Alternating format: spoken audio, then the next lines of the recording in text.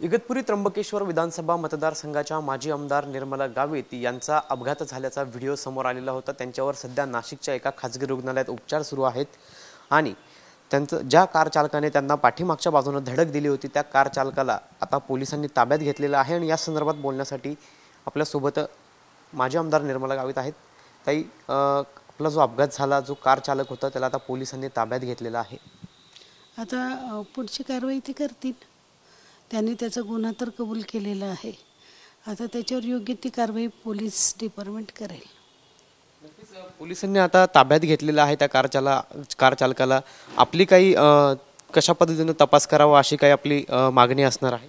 नाही, म्हणजे कसं आहे की त्याला शिक्षा झाली पाहिजे, कारण एकाला शिक्षा झाली तर मग पुढे नक्कीच त्याचा परिणाम बाकीच्या लोकांवर होतो। कारण की इतकं बिनधास्तपणे गाडी चालवणं आता आपण बघतो शहरामध्ये सुद्धा सगळीकडे इतक्या जोराने कॉलनीमध्ये गाड्या चालवल्या जातात, तर याला कुठेतरी आळा बसेल।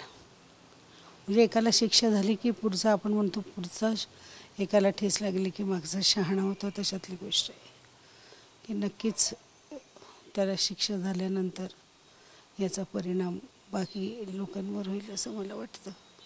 सध्या आपली तब्येत कशी आहे आणि डॉक्टरांनी आपल्याला काय सल्ला दिलेला आहे?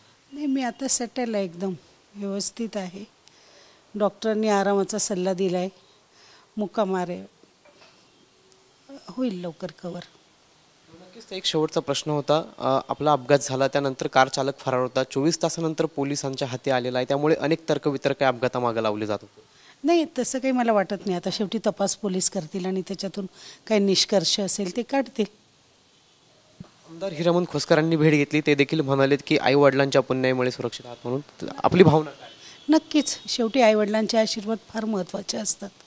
आईवडिलांच्या आशीर्वादामुळेच त्यांनी केलेली पुण्याई, आपण केलेलं काम असेल, याच्यामुळे खरं तर आपण, मला असं वाटतं की थोडक्यात मी बचावले। शेवटी आईवडिलांचे आशीर्वाद, परमेश्वराचे आशीर्वाद महत्त्वाचे असतात। जनतेचे आशीर्वाद, मतदारसंघामध्ये लोकांनी मी जे कामं केलेत त्याच्यावर लोकांचं भरभरून प्रेम मला मिळालं आणि त्याच्यातच लोकांचे आशीर्वाद, याच्यामुळे मी आज अगदी सेटल आहे। नक्कीच आपण लवकर बरा व्हा। आपल्यासोबत माजी आमदार निर्मला गावित होत्या, त्यांच्यावर सध्या नाशिकच्या खासगी रुग्णालयात उपचार सुरू आहेत आणि त्यांचा जो अपघात झाला होता, ज्या कार चालकाने त्यांना धडक दिली होती त्या कार चालकाची सध्या आता पोलिसांकडून चौकशी सुरू आहे। कॅमेरा पर्सन कुशल पाटीलसह पवन येवले, TV9 मराठी, नाशिक।